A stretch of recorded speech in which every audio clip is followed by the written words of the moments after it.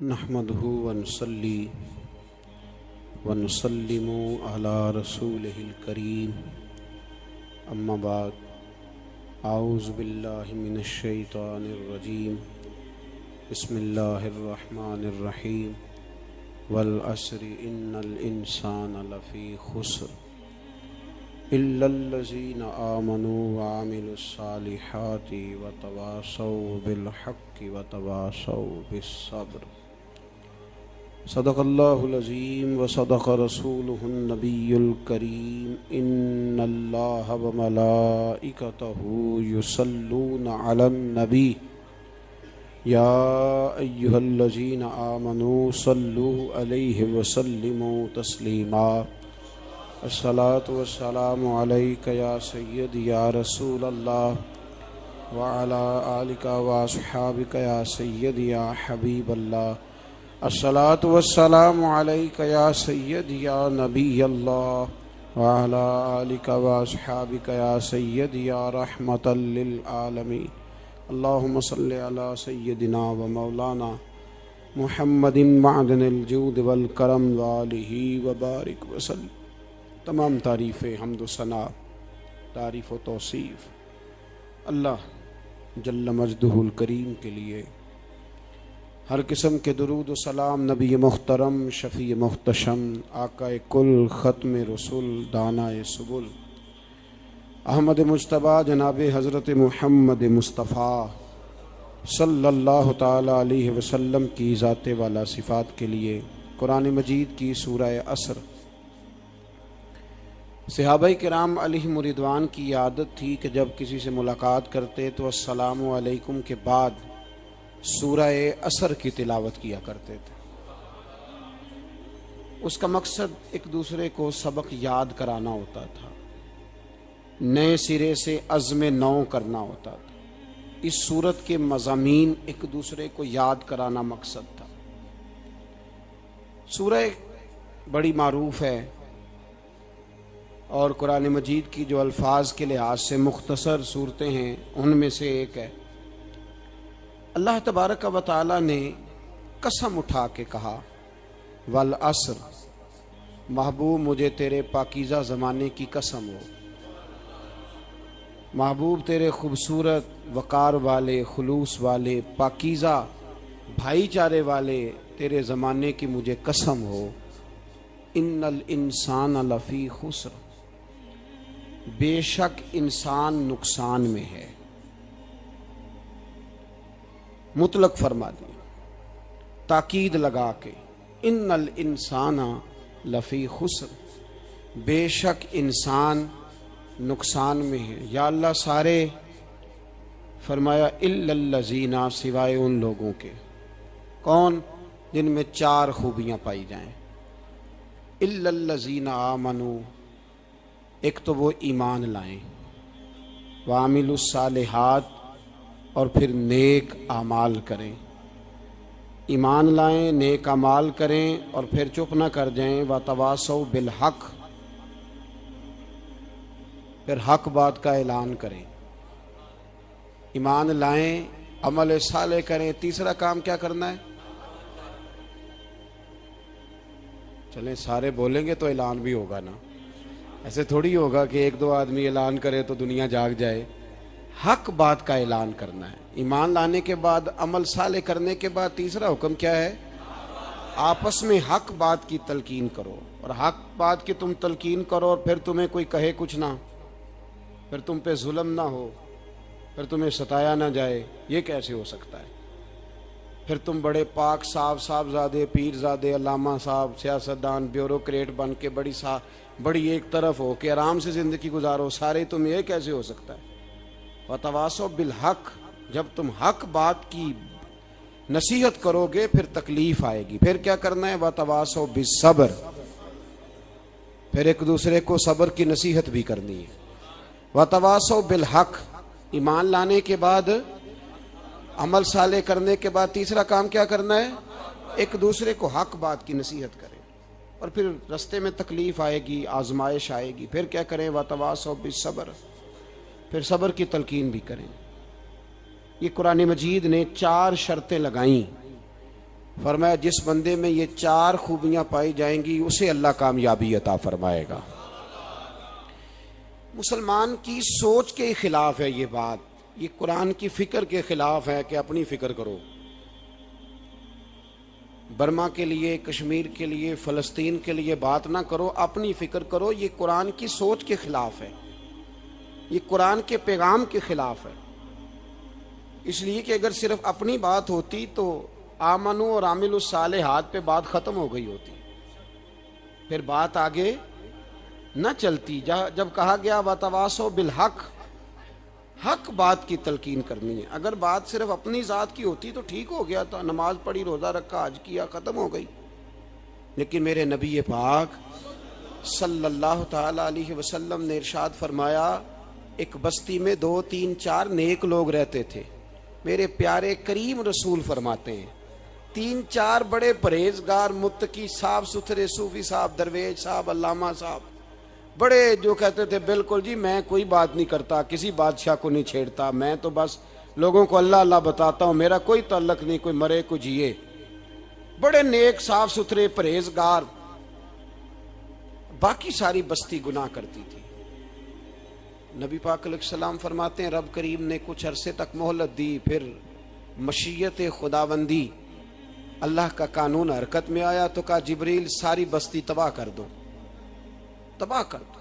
اللہ مہلت دیتا ہے، مہلت دیتا ہے۔ ہم لوگ سمجھتے ہیں نہیں نہیں ہماری سیاسی چالیں صحیح چل رہی ہیں، اللہ مہلت دیتا ہے۔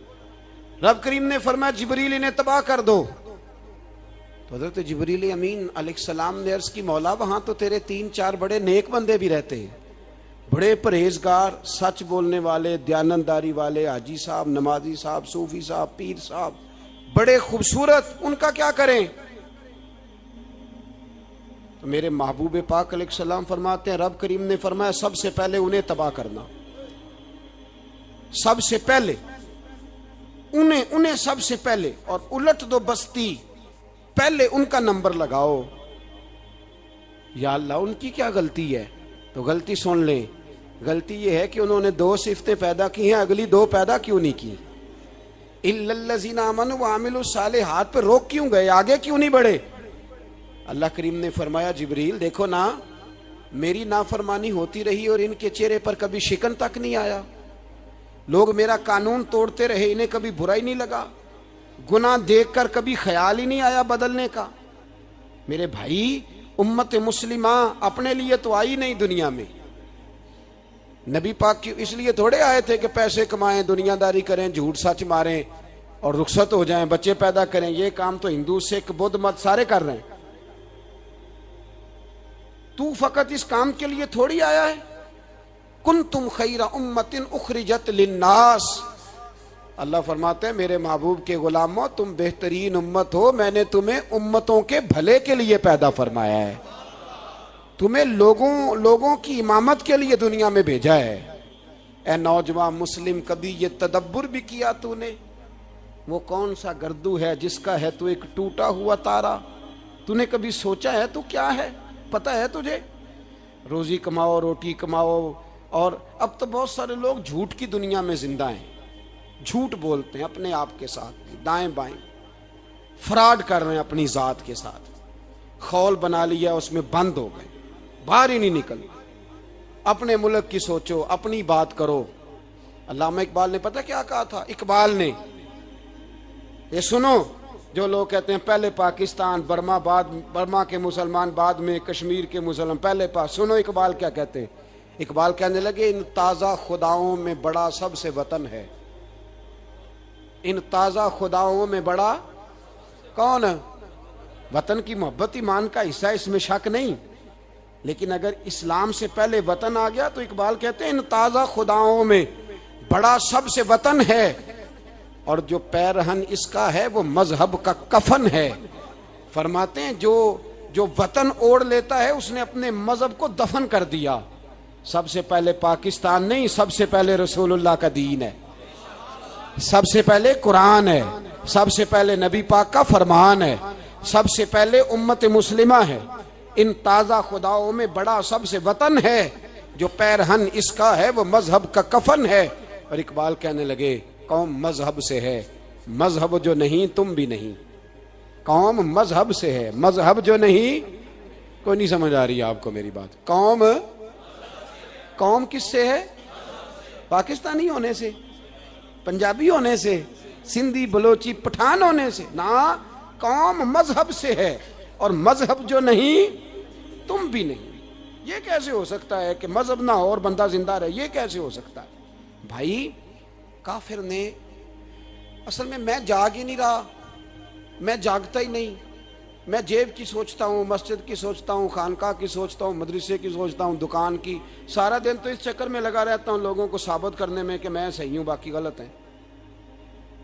میں تو اپنی ذات کے خول سے اٹھ ہی نہیں رہا، اور مجھے یہ اندازہ ہی نہیں کہ لیبیا سارا کٹ گیا، مصر کے ٹکڑے ٹکڑے ہو گئے، مجھے پتہ ہی نہیں کہ شام، جس کے بارے میں میرے نبی پاک علیہ السلام نے فرمایا مکے اور مدینے کے بعد اللہ نے سب سے زیادہ برکتیں ملک کے شام میں رکھی ہیں، اور حضور نے فرمایا جس نے ہجرت کرنی ہو وہ شام جائے۔ اتنا اعلیٰ ملک سارا کٹ گیا، 4 ہزار لوگ ایک دن میں قتل ہو گئے، پر میرا گھر اب آباد ہے نا، کوئی حرج نہیں، وہ کٹتے ہیں تو وہ دور ہیں، کٹتے رہیں۔ فلسطین میں ہمارے یہاں معراج کی محفلیں بڑی جم کے ہوتی ہیں، سارے لوگ پڑھتے ہیں سبحان الذی اسریٰ بعبدہ لیلا من المسجد الحرام الی المسجد الاقصی۔ انہیں پوچھو روز قرآن مجید میں مسجد اقصی کا نام لینے والوں، تم مسجد اقصی کہتے ہو تو تمہیں اللہ کتنی نیکیاں عطا کرتا ہے، بتاؤ تو صحیح مسجد اقصی کدھر ہے؟ اور اب تو میری طرح کے مولوی آدھی حدیث سناتے ہیں، کہتے ہیں مسجد نبی میں ایک نماز پڑھو تو 50,000 کا ثواب، حرم شریف میں پڑھو تو 1,00,000 کا ثواب۔ مولانا حدیث یہاں سے شروع نہیں ہوتی، کھولو تو صحیح کنز المال، پڑھو مسند امام محمد بن حنبل، حدیث تو یہاں سے شروع ہوتی ہے۔ میرے نبی پاک نے فرمایا مسجد اقصی میں جس نے ایک نماز پڑھی 25,000 کا ثواب، اور میری مسجد میں جس نے ایک نماز پڑھی 50,000 کا ثواب، اور اللہ کے گھر بیت اللہ جس نے پڑھی 1,00,000 کا ثواب۔ مسجد اقصی کا تو ذکر ہی چھوڑ گیا ہے، کیوں؟ وہ مسجد جس کی طرف منہ کر کے 15 سال میرے نبی پاک نے نماز ادا کی، کس نے؟ بولیے گا 15 سال تک، 2 ہجری میں 13 سال مکے میں، 2 سال مدینے میں، مسجد اقصی کی طرف جدھر منہ کر کے تیرے اور میرے رسول نماز پڑھتے رہے۔ آج وہ مسجد یہودی کے قبضے میں ہے، کئی جمعے تالا رہتا ہے، وہاں نماز نہیں پڑھنے دی جاتی۔ مجھے کیا لگے اس بات سے؟ میری مسجد میں تھوڑی لگا ہوا ہے۔ ایسی ہوا چلی ہے کہ ہر شخص سوچتا ہے تمام شہر جلے بس ایک میرا گھر نہ جلے۔ بھائی یہ وہ دور ہے جس دور میں ذرا سی بھی کسی شخص کو تکلیف ہوتی ہے تو عالمی میڈیا پہ بات جاتی ہے، موبائل جیبوں میں فوراً تصویریں کیش ہوتی ہیں۔ میں اور آپ، ہمارا اس قوم سے تعلق ہے جس قوم کے بچے کٹ گئے، ذبح ہو گئے، عورتوں کے پستان کاٹ کے برما کے بدھوں نے ان کے کباب بنا کے کھا لیے، چھوٹے چھوٹے بچوں کی لاشیں انہوں نے لٹکا ڈالی۔ اور یہاں میں حکومت کی کیا بات کروں، یہاں کسی سیاستدان کو مکھی کاٹ جائے تو ہمارے پھٹے آباد ہو جاتے ہیں بحث کرنے کے لیے۔ ہمارے اپنے لوگ، عام آدمی نہیں بات کرتا، عام آدمی نہیں نکلتا، عام شخص کو فکر ختم ہو گئی۔ میری بھائی سب سے بڑھ کر بہترین مسجد کے خطیب امام حسین تھے۔ مسجد نبی سے بڑی بھی کوئی مسجد ہوگی جس منبر پر رسول پاک بیٹھ کے خطبہ دیا کرتے تھے؟ اور میرے مصطفیٰ کے آستانے سے بڑا بھی کوئی آستانہ ہوگا جس کی سجادگی امام حسین کے پاس تھی؟ کہتے ہیں ہمارا کیا تعلق، ہمیں کیا لگے، جو مرضی ہوتا پھرے۔ امام علی مقام آرام سے مسجد نبی میں بیٹھے تھے، زمانہ پوری دنیا سے جاتا تھا، ہاتھ چومتا تھا، قدموں میں بیٹھتا تھا۔ اتنے بڑی عظمت والی بھی کوئی شخصیت ہوگی جس کے رگوں میں رسول اللہ کا خون دوڑتا ہے، جسے حضور اپنی زبان مبارک اس طرح وہ چوسا کرتے تھے جیسے عرب کے لوگ پیاس کے عالم میں کھجور چوسا کرتے تھے۔ اتنا بڑا بھی کچھ شخص تھا، لیکن جب دین پہ کڑا وقت آیا تو حسین نے مسجد کی خطابت نہیں بچائی، آستانہ نہیں بچایا۔ امام علی مقام نے کہا کوفہ لٹتا ہے تو لٹتا رہے، دمشق میں فساد ہوتا ہے تو ہوتا رہے، وہ ملک شام کی بچیاں رو رہی ہیں تو روتی رہیں کہ ہم پہ یزید قابض ہو گیا، میری مسجد آباد ہے، کافی ہے؟ نا، امام حسین نکلے اور نکل کے کہنے لگے جنت البقیع والی جگہ پہ کھڑے ہو کہ یا رسول اللہ میں جا رہا ہوں اور آپ کے لیے جا رہا ہوں، اس لیے کہ مجھے اس شام کو بچانا ہے جس شام میں رسول اللہ کا کلمہ پڑھنے والے لوگ بستے ہیں، مجھے کوفہ دمشق مصر کے لوگوں کو بچانا ہے، نانا تیرے کرم کے خزینے کی خیر ہو، میں جا رہا ہوں تیرے مدینے کی خیر ہو۔ نکل کھڑے ہوئے امام علی مقام، میدان میں نکلے، کس کے خلاف؟ بولے کون تھا؟ یزید مسلمان تھا اس وقت تک تو سب نے مسلمان لکھا ہے، جس نے کافر کہا شہادت امام حسین کے بعد کہا۔ جرم کیا تھا؟ میری گردن جھک جاتی ہے جب میں یہ بات کرتا ہوں، ایمانداری سے کہہ رہا ہوں، جوش خطابت نہیں، میری گردن جھکتی ہے جب میں یہ لفظ ادا کرتا ہوں۔ امام علی مقام اس شخص کے خلاف نکلے، سارے خطبے امام حسین کے پڑھ کے دیکھو، امام حسین نے فرمایا یزید شرابی ہے، شرابی مسلمانوں کا حکمران ہو سکتا؟ آپ نہ بولیں بے شک، پر بات تو سچی ہے نا۔ امام حسین نے فرمایا شرابی کو ووٹ دیا جا سکتا؟ فرمایا رنڈیوں کا ناچ دیکھتا ہے جو مجرے دیکھے، جو رنڈیوں کے ناچ دیکھے وہ مسلمانوں کا حکمران ہو سکتا؟ امام حسین میدان میں نکلے اور 18 سال کے علی اکبر سے لے کر 6 مہینے کا علی اصغر دے دیا، لیکن شرابی کو برداشت، بے حیا کو برداشت تو میں کیسے کرتے ہیں؟ دوستی قاتل سے بھی، مقتول سے یارانہ بھی، اپنی جیب سے فلیکسیں چھپوا کے ظالموں جابروں بدماشوں کو ووٹ دیتے ہو۔ امام حسین کو تیری دیگ کی ضرورت ہے جو تو 10 محرم پہ پکاتا ہے، چاولوں کی ضرورت ہے جو تو نے 9 محرم کو پکائے، ان کو اس بریانی کی حاجت تھی جو تو نے پکائی ہے۔ میرے گھر میں فلاں MNA MPA صاحب آ گئے تھے، امام حسین کے گھر کے اندر یزید نے پیغام بھیجا، اس نے کہا جیسے کہو گے کر لوں گا، جتنے پیسے کہو گے دے دوں گا، جتنی مسجدیں کہو گے بنوا دوں گا، جتنے ادارے کہو گے تعمیر ہو جائے، مجھے نہ چھیڑو۔ آپ نے فرمایا نا، مسجد مدرسے اس وقت آباد رہتے ہیں جب حکمران صحیح ہوتے ہیں، اور جب حکومتیں غلط ہوتی ہیں تو پھر مساجد آباد، پھر مدارس کی آباد کاری ہو ہی نہیں سکتی۔ میں دین میں نیا رکھنا کھول دوں؟ امام علی مقام کھڑے ہوئے، پر میں کیا کروں؟ حکومت کیا کروں؟ حکومت سے کیا کہوں؟ اگر میری ملت کے اپنے جوان کے موبائل میں رنڈیوں کا ناچ ہو تو 10 محرم کو تو امام حسین کربلا میں تڑپ جاتے ہوں گے۔ اگر 9-10 محرم کو جو نکلا امام علی مقام کی بات کرنے کے لیے، وہ نوجوان اگر سگریٹ کا، شراب کا، بدماشی کا عادی ہو تو حضرت علی اصغر کہیں گے نا میری قربانی کا کیا بنا؟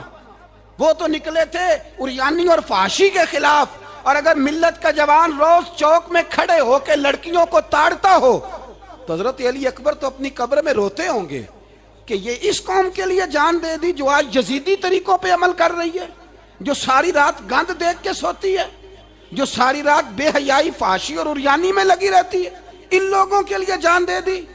اتنا ظلم ان شہیدوں کے ساتھ، اور 10 محرم کو دیگ پکا کے کہتا ہے میں امام حسین کا ماننے والا ہوں، میں امام علی مقام سے پیار کرنے والا ہوں۔ نہ بھائی، نہ دو رنگی چھوڑ کے یک رنگ ہو جا، سراسر موم ہو جا یا سنگ ہو جا، امت مسلمہ کو بیدار ہونا پڑے گا۔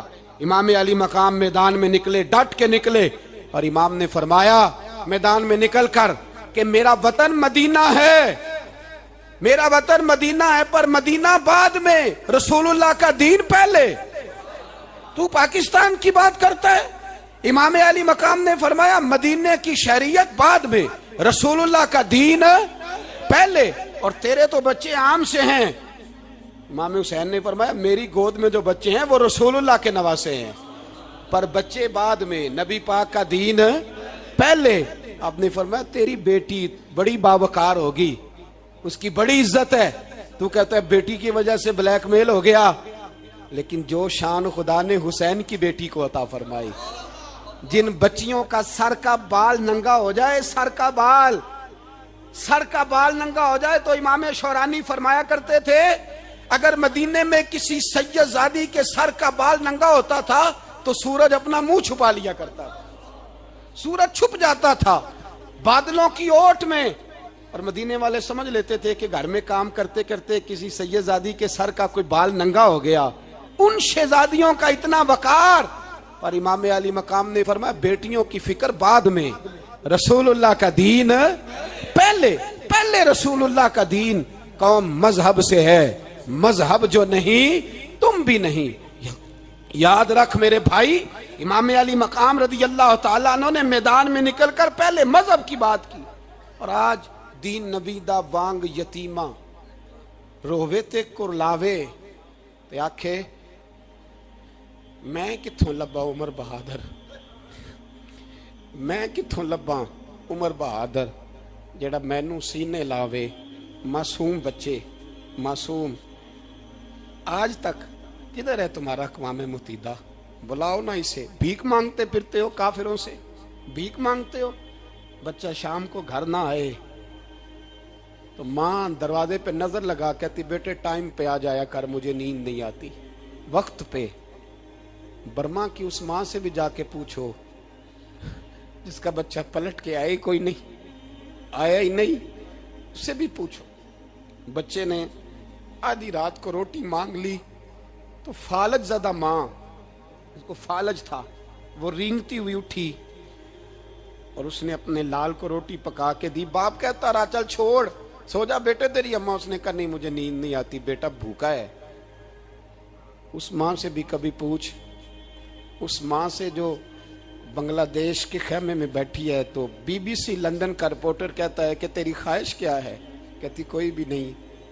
چلو 2 دن کے بعد ہی صحیح میرے بیٹے کو ایک روٹی دے جایا کرو, اے روٹی مانگتا ہے مجھ سے, میں کدھر سے لاؤں؟ یہ لوارث قوم ہے. میں حکمران سے جا کے بات کروں جب میرا اپنا نمازی مسلمان کہتا ہے پہلے پاکستان کے بچے تو پال لو. میرے بھائی تجھے خبر ہی نہیں. یہ تو جانا تو کبھی گنبد خضرا پہ, تو میرے مصطفیٰ نے فرمایا من ازا مسلم فقد ازانی. فرمایا جب میرا مسلمان تکلیف میں ہوتا ہے تو میں گنبد میں تکلیف میں ہوتا ہوں. مجھے درد ہوتا ہے, مجھے اذیت ہوتی ہے. پوچھ جا کے محبوب پاک سے. میرے عزیز کسی کو غم ہی نہیں ان لوگوں کا, کسی کو پرواہ ہی نہیں, کچھ سوچتا ہی نہیں ان کے بارے میں.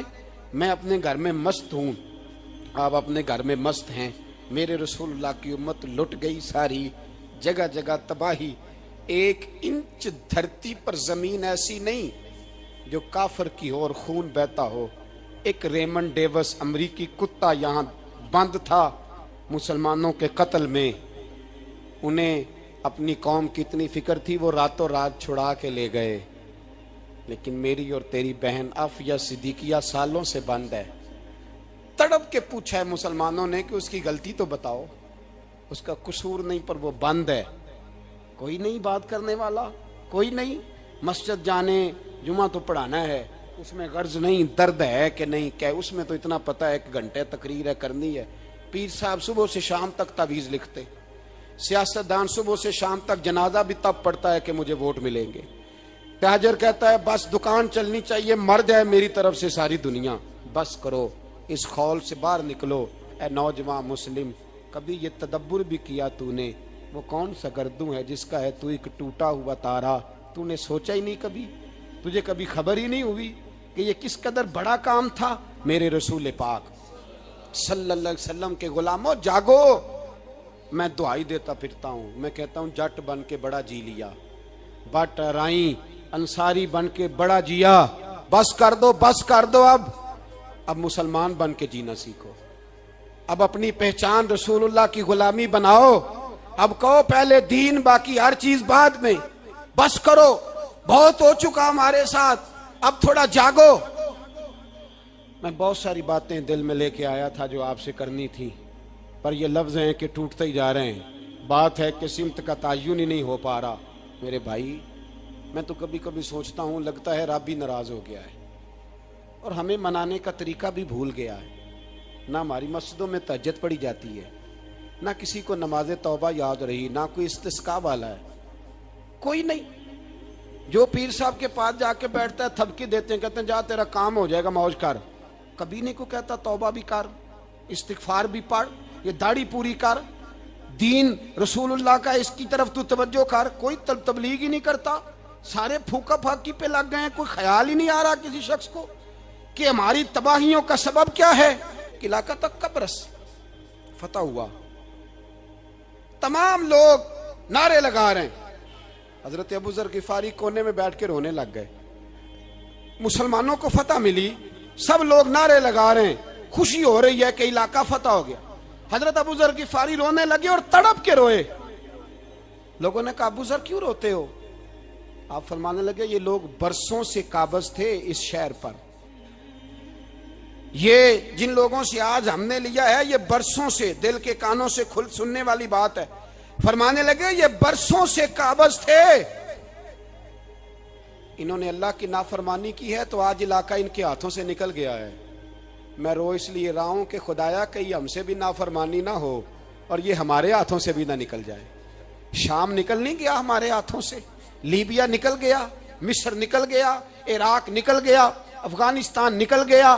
اور اگر دیکھو تو بلا واسطہ ہر جگہ کافر کا ڈیرا. وہ رو رہے ہیں، کہتے ہیں جب قوم اللہ کی نافرمانی کرتی ہے تو علاقے نکل جاتے. تڑپ رہے ہیں، مجھے کوئی فکر نہیں. کوئی نہیں رویا مصر کے جانے پر، کوئی نہیں رویا لیبیا کی تباہی پر، شام کے بچوں پہ کوئی نہیں رویا. ہم لوگ یہاں عید مناتے رہے، عید پر لوگ نئے کپڑے لیتے رہے اور برما کے مسلمانوں کو کفن تک نصیب نہ ہوا. کوئی نہیں تڑپا ان لوگوں پر، کسی کو خیال نہیں آیا. صاحب امام علی مقام کی فکر کو سمجھو، اس پر غور کرو. بس کر دو، نیند بڑی لمبی ہو گئی، اب اٹھو اس بیداری سے، اٹھو. جب قومیں نافرمانی کرتی ہیں تو ملک چھن جاتے ہیں اور کافر باری باری کر کے باریاں لگا رہا ہے. باری باری تمہیں کئی دفعہ دھمکیاں دے چکا ہے، وہ تمہارا نمبر کئی دفعہ لگا چکا ہے. اب خواب غفلت سے اٹھ جاؤ، آگ پیروں تک آ گئی ہے، ایسا نہ ہو جلا ڈالے سارا کچھ. حضرت سیدنا ابو ذر غفاری رو کے فرمایا کرتے تھے جب تم نافرمانیاں کرو گے تو علاقے تمہارے ہاتھوں سے نکل جائیں گے. سو نکل گئے. غوث اعظم کے بغداد پہ کئی دفعہ بم گرے، مولا علی شیر خدا کا شہر نجف کئی دفعہ بم کی نظر ہوا. امام علی مقام کے کربلا میں اب تک کئی دفعہ جنگیں ہو چکی، اس لیے کہ ہم نافرمانی کرتے ہیں، علاقے چھن جاتے ہیں. اور دوسری بات یہ کہ پھر ہمیں وہ طریقہ بھی نہیں آتا جس سے رب کو منایا جاتا ہے.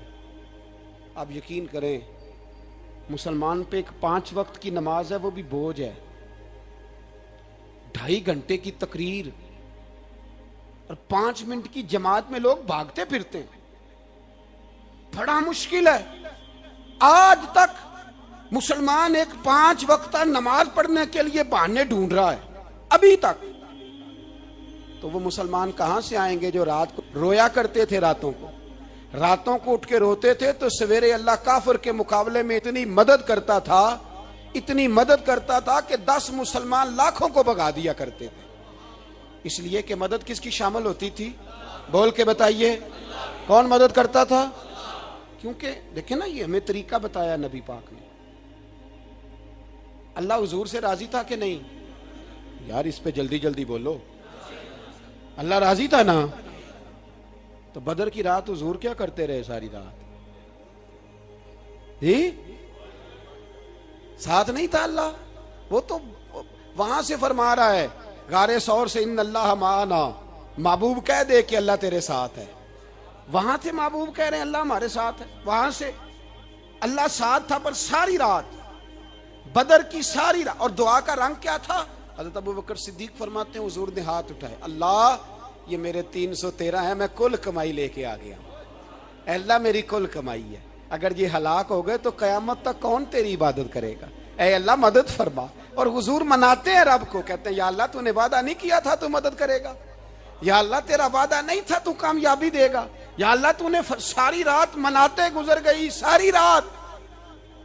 صبح کا اجالا چمکا تو حضرت ابوبکر فرماتے اتنا لمبا سجدہ کیا، حضور سجدے میں تھے، میں دیکھتے دیکھتے تھک گیا، میں سجدے کی حالت میں ہی حضور پر لیٹ گیا، لپٹ گیا. میں نے کہا محبوبہ سر اٹھائیں، وہ دیکھیں اللہ نے مدد نازل فرما بھی دی ہے. اٹھائیے سر. حضور نے اللہ کو منایا، نبی پاک منایا کرتے تھے. ہم اب سجدوں میں بھی نہیں جاتے، اتنی سو گئی امت، سجدوں تقریروں سے انقلاب لانا چاہتے ہیں. ہم خالی نعروں سے انقلاب برپا کرنا چاہتے ہیں؟ لوگ جب روتے تھے بوڑھے لوگ سجدوں میں، اور عالم فاضل صوفی کی تو کیا بات ہے نا، وہ تو اللہ کے نمائندے ہیں کہ جس کے صرف سفید بال ہو جائیں، میرے نبی پاک علیہ السلام نے فرمایا رب تو ان کی بڑی عزت کرتا ہے، ان کی بڑی. اور میرے نبی پاک نے فرمایا گناہگار مومن بھی جب دعا کے لیے ہاتھ اٹھاتا ہے تو اللہ فرماتا ہے فرشتوں اسے خالی نہ لوٹانا، مجھے شرم آتی ہے اسے خالی. پر تو اٹھاتا ہی نہیں، تو اسے مناتا ہی نہیں، تو کبھی لپٹا ہی نہیں، تو نے کبھی کہا ہی نہیں کہ یا اللہ آ میں تجھے لے جاؤں. حضرت سعد بن ابی وقاص کے پاس قادسیہ کی جنگ ہو رہی تھی، کافر بلا رہا تھا آؤ اگر کوئی ہے تو آؤ آؤ مقابلے میں. حضرت سعد بن ابی وقاص نے گھوڑے دوڑا دیے، دشت تو دشت ہیں صحرا بھی نہ چھوڑے ہم نے، بحر ظلمات میں دوڑا دیے گھوڑے ہم نے. حضرت سعد بن ابی وقاص نے گھوڑے دوڑائے، آگے دریا آ گیا، کوئی پل نہیں کوئی شے نہیں. اسلام کی عزت کا سوال ہے. حضرت سعد بن ابی وقاص نے ہاتھ اٹھائے اور کہا اے اللہ اگر تو موسیٰ کی نافرمان قوم کو رستہ دے سکتا ہے تو تو ہمارے دلوں کو جانتا ہے، ہم تو اپنے رسول کے فرما بردار غلام ہیں. آنا مہربانی کر کی اگر تو نے دل مسلم کی دل جوئی نہیں تو ہمیں تانا دیں گے بت کے مسلم کا خدا کوئی نہیں. کہا اے اللہ مہربانی فرما اگر تو حضرت وَإِذْ فَرَقْنَا بِكُمُ الْبَحْرَ فَأَنْجَيْنَاكُمْ وَأَغْرَقْنَا آلَ فِرْعَوْنَ، اگر تو حضرت موسیٰ کی قوم کے لیے دریا پھاڑ سکتا ہے تو ہم تو نبی پاک کے غلام ہیں. صحابہ کہتے ہیں جناب سعد نے دعا مانگی تو دریا نے رستہ عطا فرما دیا.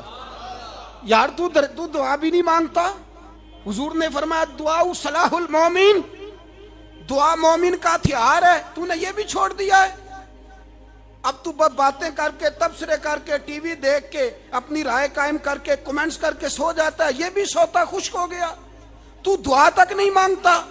فرماتے ہیں دعا مانگی تو دریا نے رستہ دیا، اور جب اس کنارے نکلے تو حضرت سعد کہنے لگے کسی کی کوئی شے تو نہیں رہ گئی دریا میں، کوئی چیز تو نہیں رہ گئی. ایک صحابی کہنے لگے پیالہ رہ گیا ہے. تو حضرت سعد فرمانے لگے او دریا ہمارا پیالہ واپس نہیں کر دیتا. تو کہتے ہیں کہ لہر آئی تو پیالہ بھی باہر پھینک گئی. او بھائی ہم اسی رسول کا کلمہ پڑھتے ہیں جن کا حضرت سعد بن ابی وقاص نے کلمہ پڑھا تھا. اور کسی جگہ میرے نبی پاک نے نہیں فرمایا اللہ صحابی کی سنے گا بعد میں آنے والوں کی نہیں سنے گا، کسی جگہ نہیں کہا. پر تو کشکولے دعا بھی نہیں اٹھاتا. مصیبت میں بھی اب یاد خدا ہم کو نہیں آتی، دعا منہ سے نہ نکلی جیبوں سے عرضیاں نکلی، تو یہ کام بھی نہیں کرتا. میرا دل کرتا تھا چلو اور کچھ نہ ہو مسجدوں میں اجتماعی دعا ہی ہو جائے، پر اس طرح بھی توجہ نہیں. وہاں بھی کہتے ہیں مولوی صاحب جلدی کرو گھر جانا ہے، اتنی لمبی دعا، اور کمنٹس کر رہے ہیں لوگ کہتے ہیں آپ اپنے گھر کی سوچیں. میرے بھائی دعا. صلاح الدین ایوبی فلسطین کی جنگ لڑ رہے تھے، خبر آئی کہ عیسائیوں کا ایک بحری بیڑا بحری جہاز اسلحہ لے کے آ رہا ہے، نیزے ہیں تلواریں ہیں تیر ہیں. صلاح الدین ایک بزرگ تھے ان سے ملے تو کہنے لگے بابا جی آپ بھی دعا کرو. میں بھی دعا کرتا ہوں. مسلمانوں کے پاس پہلے اسلحہ نہیں، عیسائیوں نے اور منگا لیا ہے، کہیں ایسا نہ ہو مسلمانوں کے خلاف اتنا اسلحہ استعمال ہو. یہ بات کہی بابا جی کو دعا کا کہا، خود مسجد اقصی میں ساری رات روتے رہے. صلاح الدین ساری رات. ہمارا حکمران جسے ربنا آتنا فی الدنیا پوری نہیں پڑھنی آتی، اور اب تو ایسے پیر آ گئے ہیں میدان میں جو سورہ فاتحہ سیدھی نہیں سنا سکتے الا ماشاءاللہ. ساری رات صلاح الدین ایوبی روتے رہے. وہ بزرگ کہتے ہیں میں بھی کونے میں تھا پر جس درد سے اس نے دعا مانگی میں نہیں مانگ سکا. سویرے خبر آئی کہ دشمن کا وہ بحری بیڑا جو اسلحہ لے کے آ رہا تھا دریا میں غرق ہو گیا ہے. صبح خبر آئی تو وہ شخص ایک آگے بابا جی سے کہنے لگا بابا جی وہ بحری بیڑا دریا میں غرق ہو گیا. تو بابا جی رو پڑے، کہنے لگے دریا میں غرق نہیں ہوا، صلاح الدین ایوبی کی آنسوؤں میں غرق ہو گیا ہے. اس کے آنسوؤں میں غرق ہو گیا ہے، اس نے رب سے دعا ہی ایسی مانگی اس کے آنسوؤں میں. تو دعا بھی نہیں مانگتا میرے بھائی مسلمانوں کے لیے، تو دعا بھی نہیں مانگتا. امام حسین میدان کربلا میں تھے. ایک راوی کہتا ہے 3 دن پانی بند رہا ہے، روٹی بند رہی ہے، پر قرآن پاک کی تلاوت 1 منٹ کے لیے بھی بند نہیں ہوئی. دعا اور التجا 1 منٹ کے لیے بھی بند حسین کے خیمے سے یہ آواز بار بار آتی رہی، یا اللہ استقامت بھی دے اور صبر بھی عطا فرما۔ دعا کا رستہ بند، تلاوت بند نہیں ہوئی، اللہ کی بارگاہ میں سجدے بند نہیں ہوئے، تو چھوڑ گیا ہے، تو دعا تک نہیں مانگتا۔ دعا تو انقلاب برپا کر دیتی ہے، دعا تو حالات بدل دیتی ہے، دعا تو تبدیلی لے آتی ہے۔ کوئی بیٹھا ہوا مجھے دور دعا دیتا ہے، بس دعا دیتا، فقط دعا دیتا ہے۔ کوئی بیٹھا ہوا مجھے دور دعا دیتا ہے، میں ڈوبتا ہوں پر سمندر اچھال دیتا ہے۔ وہ بھائی تو دعا بھی چھوڑ گیا۔ پہلی بات آپ کی خدمت میں یہ ہے کہ جاگیں، مسلمان بنیں۔ دوسرا کچھ نہیں کر سکتے تو دعا تو کر سکتے ہیں نا، دعا کا رستہ اپنائیں۔ اور پھر میرے نبی پاک علیہ السلام نے دو باتیں فرمائی، کان کھول کے سن لینا، دو باتیں۔ حضور نے فرمایا ایک وقت آئے گا کہ میری امت کے خلاف کافر ایک دوسرے کو آوازیں دیں گے، آؤ مسلمانوں کو ماریں، آؤ مسلمانوں۔ تو صحابہ نے کہا یا رسول اللہ کیوں، ہم تھوڑے ہو جائیں گے؟ فرمایا نہیں، تم بہت زیادہ ہوں گے۔ 56 اسلامی ملک ہیں دنیا میں، کتنے بول کے بتانا ہے؟ اتنا سا برما ہے، کسی غیر مسلم کا کتا مر جائے تو یہ چیخ پڑتے ہیں، اور یہاں کہتی ہے اقوام متحدہ کہ جی وہ ہمیں داخل نہیں ہونے دے رہے، تو بند کرو پھر سلامتی کونسل، تحلیل کر دو، اقوام متحدہ ختم کرو۔ اگر تمہاری کو سنتا نہیں تو بنائی کیا ہے؟ صرف مسلمانوں کو پریشرائز کرنے کے لیے۔ اور ہمارے مسلمان بھیک مانگتے پھرتے ہیں، کہتا ہے کہا ہے ہم نے اقوام متحدہ سے، اب تم اپنے لیے کافر سے بھیک مانگو گے، کافر سے بھیک مانگو گے؟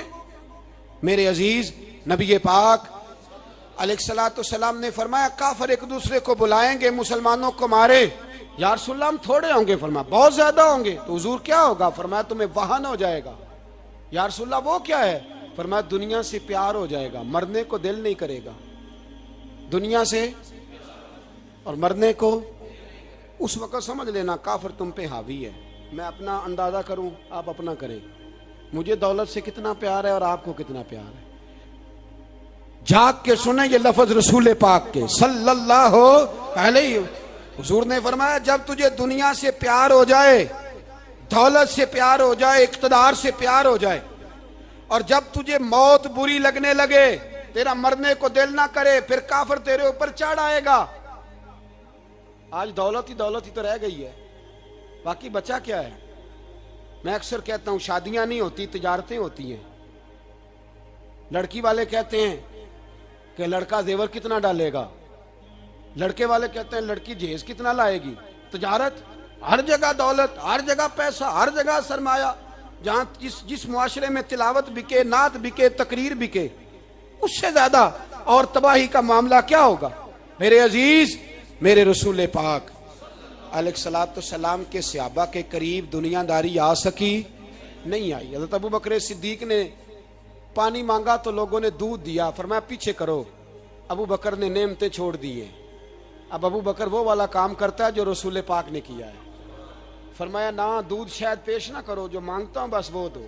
حضرت ابو بکر صدیق نے بڑے مالدار تھے۔ حضرت عمر فاروق رضی اللہ تعالیٰ عنہ کے پاس صحابہ کرام جمع ہو کے آئے، کون سا ایسا شخص ہے جس کی تنخواہ میں اضافہ ہو جائے؟ تو لوگ کہتے ہیں نہیں مجھے نہیں چاہیے۔ پر ہم نے وہ لوگ دیکھے ہیں، حاجی صادق صاحب کو مسجد والوں نے کہا 1000 روپیہ تنخواہ بڑھانی ہے، تو حاجی صاحب کہنے لگے میرا بڑا سونا گزارا ہوتا ہے، مینوں نہیں بڑے نے۔ حضرت سیدنا عمر فاروق رضی اللہ صحابہ اکٹھے ہو کے گئے، کہنے لگے عمر حضور کے زمانے میں بظاہر غربت رہی، جناب صدیق اکبر کے زمانے میں غربت، اب تو بڑی ریل پیل ہے، بحرین سے لاکھوں کا مال آتا ہے، آپ کو بڑے بڑے سفیر ملنے آتے ہیں، پر آپ وہی پرانا کرتا اور وہی تامت جو کئی جگہ سے سی آپ نے کئی جگہ سے پھٹی۔ اور حضرت عمر ایک دن عید کی نماز پڑھانے گئے تھے تو ننگے پیر ہی چلے گئے۔ لوگوں نے کہا جوتا، فرمایا ٹوٹ گیا تھا یار، پہننے کے قابل نہیں تھا۔ فرمایا ننگے پیر آ گئے ہو، لوگ کیا کہیں گے؟ فرمایا چھوڑو، عمر کے پاؤں ننگے ہیں لیکن عمر کے کردار میں تو کوئی شک نہیں نا، پیر ہی ننگے ہیں نا، کیا ہوا؟ چھوڑو اس بات کو، کوئی پیار نہیں دنیا داری سے، دولت سے، کوئی چکر ہی نہیں۔ حضرت سیدنا عمر فاروق رضی اللہ تعالیٰ عنہ کو صحابہ نے کٹھے ہو کے کہا، یہ ہے امت کے بیدار ہونے کے طریقے جو عرض کر رہا ہوں۔ کہا جناب آپ اب بڑا مال غنیمت ہے، اور جس طرح ہر صحابی کا حصہ ہے آپ کا بھی حصہ ہے، تو ایک نیا کرتا ہی ڈال لیں آپ خرید کے۔ اب جب مشورہ ہو گیا صحابہ میں تو کہنے لگے عمر سے بات کون کرے گا؟ نیا کرتا پہننے کی عمر سے بات کس کو برا لگتا ہے جی؟ نیا کرتا کون بات کرے گا؟ حضرت سیدنا علی المرتضیٰ کا انتخاب ہوا۔ کہنے لگے مولا علی کی بڑی عزت کرتے ہیں، ان سے بڑا پیار کرتے ہیں، ان سے بات کرتے ہیں۔ تو حضرت علی کو بلایا گیا، عرض کی حضور مہربانی فرمائیں حضرت عمر سے کہے نئے کرتے کے لیے۔ آپ فرمانے لگے عمر میری بڑی قدر کرتا ہے، بڑی بات سنتا ہے، پر یہ والا کام نہیں میں عمر سے کہہ سکتا، یہ کسی اور سے کہو۔ تو کہنے لگے آپ رہنمائی کر دیں کس کو کہیں؟ تو جناب علی المرتضیٰ فرمانے لگے اگر حضرت عائشہ صدیقہ سے کہو گے تو عمر فوراً مان جائے گا، وہ مومنوں کی ماں ہیں۔ صحابہ حضرت عائشہ کے پاس، اماں جی عمر کو بلائیں، ان کو کہیں بڑے بڑے سفیر آئے ہوتے ہیں، وہی پرانے کپڑے پہن کے بیٹھ جاتے ہیں۔ اللہ اکبر۔ حضرت عائشہ نے پیغام بھیجا، فرمایا عمر کو بلاؤ۔ عمر فاروق دوڑے ہوئے آئے، پردے کے پیچھے حضرت عائشہ کے پاس گھٹنوں کے بل، اماں جی دیر تو نہیں کر آیا میں آنے میں؟ حکم ہو، حضور کے گھر سے پیغام آیا، بڑے بڑے سفیروں کو چھوڑ کے بھاگے۔ حضرت عائشہ صدیقہ کہنے لگی عمر دیکھو جائز پیسے ہوں تو اسلام اچھے لباس سے منع نہیں کرتا، اب بڑا بڑا مال آیا ہے، اب تیرا بھی حصہ ہے، تو صحابہ کرام کی خواہش ہے کہ نیا کرتا پہن لو، بڑے بڑے سفیر آتے ہیں، حرج بھی کوئی نہیں، جائز بھی ہے، کوئی منع نہیں۔ حضرت عمر نے گردن چکا، جی اماں جی، جی اماں جی، جی اماں جی۔ حضرت عائشہ کہتی ہیں بات ختم ہوئی، عمر نے گردن اٹھائی تو عمر کی داڑھی آنسوؤں سے بھری ہوئی، کہتی ہیں مجھے کہنے لگے اماں جی میں تو صرف مسجد میں دیکھا کرتا تھا، آپ تو مصطفیٰ کو دن رات دیکھتی تھیں، جس طرح کے کرتے آمنہ کے لال نے پہنے ہیں مجھے بھی پہنا دو، میں تیار ہوں، میں پہن لوں گا، میں تیار ہوں، پر جس طرح کے میرے نبی نے پہنے۔ حضرت عائشہ کہتی ہے میں پھوٹ کے روئی، میرا پلو آنسوؤں سے بھر گیا۔ فرماتی ہیں میں عمر کی بات سنتی گئی تو میرا پلو آنسوؤں سے، میں نے کہا عمر تو جا، تو ٹھیک ہے۔ فرماتی ہے عمر فاروق سلام کر کے اٹھے، امیر المومنین چلے گئے، اس کونے میں صحابہ چھپے ہوئے تھے، وہ آئے، کہا اماں جی کیا بات ہوئی؟ تو میں پھر رو پڑی۔ میں نے کہا کیا بتاؤں، تمہیں پرانے کرتے نظر آتے ہیں، اسے محمد عربی کے جلوے نظر آتے ہیں، اسے رسول اللہ کا رنگ نظر آتا ہے، اسے وہ غلامی نظر آتی ہے۔ عمر کو دنیا سے پیار، اور دنیا سے پیار نہیں تھا، دعا پتہ کیا تھی؟ یوں جھولی اٹھا کے اللہ مرزقنا شہادتن فی سبیلک وجعل موت فی بلد حبیبک، اللہ عمر کو بسترے والی موت نہ دینا، موت شہادت کی دینا، اور میں میدان میں جا کے نہیں مرنا چاہتا، مجھے رسول اللہ کے شہر میں موت چاہیے، باہر جا کے نہیں، یہی میدان لگے مدینے میں، یہی موت آئے، اسباب بنا، میں مدینہ بھی نہیں چھوڑنا چاہتا۔ او بھائی ان لوگوں کو نہیں پیار تھا، جناب صدیق اکبر کا وصال ہوا تو زہر کے اثر سے، وہ جو آپ کو زہر لگا تھا، بعض مفسرین نے لکھا ہے کبھی کبھی وہ جو سانپ نے ڈسا تھا تو کبھی کبھی اس کا اثر آتا تھا، بس اللہ نے شہادت دینی تھی کبھی کبھی، ورنہ تو بڑی شفائیں تھیں۔ حضرت عمر شہید، حضرت عثمان، جناب علی، امام حسن، امام حسین، علی اکبر، علی اصغر، حضرت عباس، حضرت سعد بن معاذ، حضرت امیر حمزہ، مصعب بن عمیر، میرے محبوب نے تو لسٹ بنائی شہیدوں کی، لسٹ بنائی شہیدوں کی، شہادت سے پیار کیا رسول اللہ صلی اللہ علیہ وسلم کے غلاموں نے، پیار کیا شہادت سے، اسی لیے تو کافر اٹھ نہیں سکا کہ شہادت سے حضرت سعد بن معاذ رضی اللہ تعالیٰ عنہ کو زخم لگ گیا، جنگ سے زندہ آ گئے لیکن زخم ہے، رو کے کہنے لگے محبوبہ سارے شہید ہو گئے میں ایسے ہی رہ گیا۔ حضور نے فرمایا نہیں، رب تجھے بھی شہادت کی موت ہی عطا فرمائے گا، اسی زخم میں پردہ ہو گیا۔ میرے بھائی حضرت عمر بن جموع رضی اللہ تعالیٰ عنہ 4 بیٹے لے کے احد کے میدان میں آئے، کہا محبوبہ میرے 4 ہی تھے، میں سارے لے آیا ہوں، سارے ہی قبول ہیں؟ میں ٹھیک ہے، پھر خود بھی زرہ پہن لی، एक टांग से लंगड़े थे, टांग छोटी थी। हुजूर ने फरमाया तूने क्यों लिबास पहन लिया है? कहा हुजूर मैंने भी तो जिहाद पे जाना है ना। तो हुजूर ने फरमाया तेरे 4 बेटे जो जा रहे हैं। तो कहा या रसूलल्लाह क्या लंगड़े जन्नत में नहीं जा सकते? हुजूर लंगड़े अल्लाह को कबूल नहीं, मैं नहीं जा सकता। तो मेरे नबी पाक सल्लल्लाहु अलैहि वसल्लम ने फरमाया नहीं, जन्नत तो तेरा इंतजार कर रही है। कहा हुजूर फिर मैं भी जाऊंगा, बच्चे जाएंगे तो मैं भी जाऊंगा। एक बीबी ओहद के दिन 3 साल का बच्चा लेके घर से निकली। बीबियों को कहती है मेरा खामद भी बदर में शहीद हुआ, भाई भी और बाप भी। आज हुजूर ने फिर बुलाया है। दिल करता था कोई जवान बेटा होता तो मैं पेश करती, पर अब मेरे पास ये 3 साल का ही है। बच्चा लिया मदीने में, मस्जिद नबवी में। हज़रत बिलाल से कहने लगी 2 मिनट हुजूर का दीदार चाहिए। नबी पाक आए, कैसे आई हो? कहने लगी महबूबा मैं शहीद की बेटी, शहीद की बहन, शहीद की बेवा हूँ। मेरे पास अब जवान तो कोई नहीं, ये 3 साल का ही है। हुजूर ने मुस्कुरा के फरमाया ये करेगा क्या? करेगा? कहने लगी हुजूर सुना है असला थोड़ा है, ढाल की जरूरत है। लोहे की ढाल होती थी, जब तलवार आती थी तो आगे की जाती थी। कहा महबूबा मेरा शहीद की अम्मा बनने को बड़ा दिल करता है, ये मेरा 3 साल का ले जाओ, जब तीर आपकी तरफ आया तो मेरा बेटा आगे कर देना, ये ढाल का काम तो देगा ना। हंसते हुए महबूब की आंखों में आंसू आए।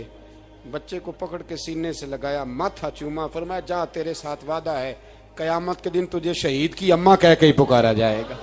वादा है तेरे साथ, तुझे शहीद की। मेरे भाई मरने को दिल ही नहीं मुसलमान। मेरे नबी पाक सल्लल्लाहु अलैहि वसल्लम ने फरमाया जिसके दिल में कभी शहादत की आरजू पैदा नहीं हुई, उसके सीने में धड़कने वाला दिल मोमिन का है ही नहीं, वो तो मुनाफिक है।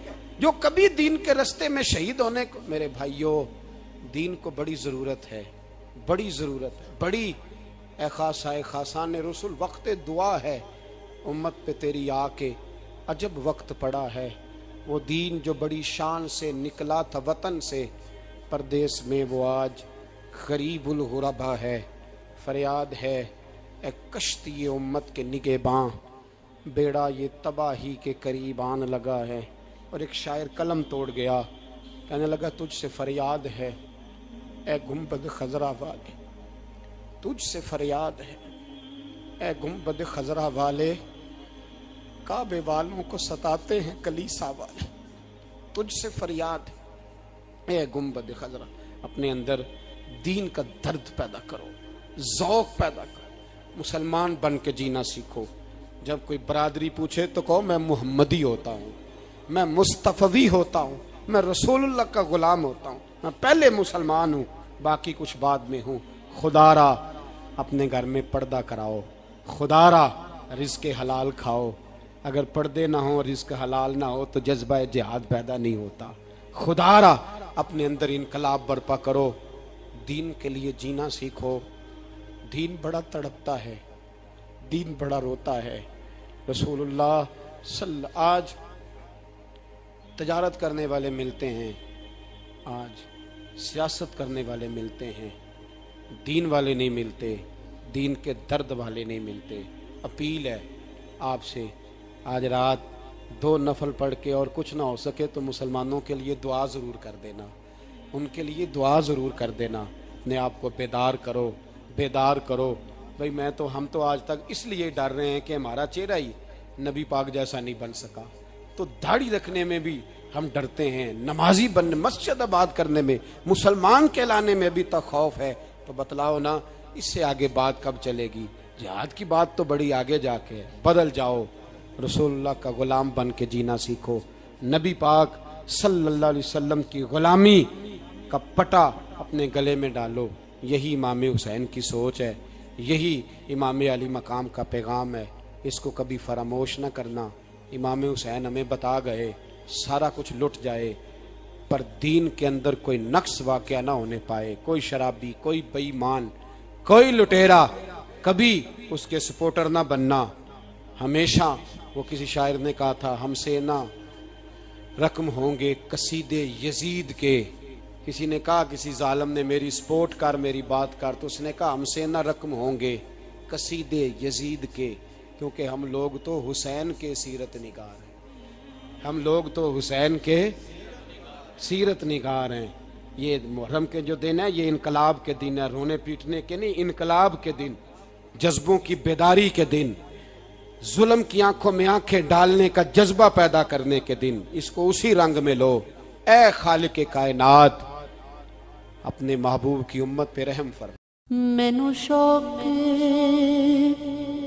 مدینے جاون دا ہے، میرے دل دی حسرت اور نہیں۔ ہن سونیا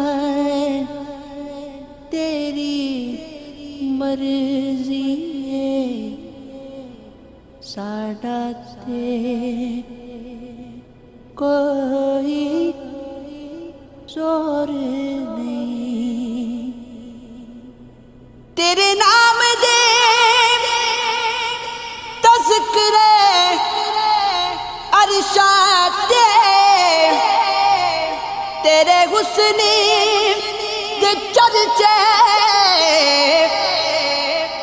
فرشاتے، کوئی تھا نہیں ایسی جس تھا تیرے عشق دا سنیا شور نہیں۔ مینوں شوق مدینے جاون دا، میرے دل دی حسرت اور نہیں۔ میرا روپ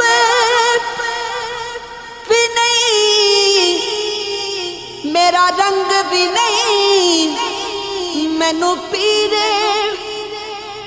مناون دا ڈھنگ بھی نہیں، میرا عشق بھی رومی ورگا نہیں، میری جامی ورگی ٹور بھی نہیں۔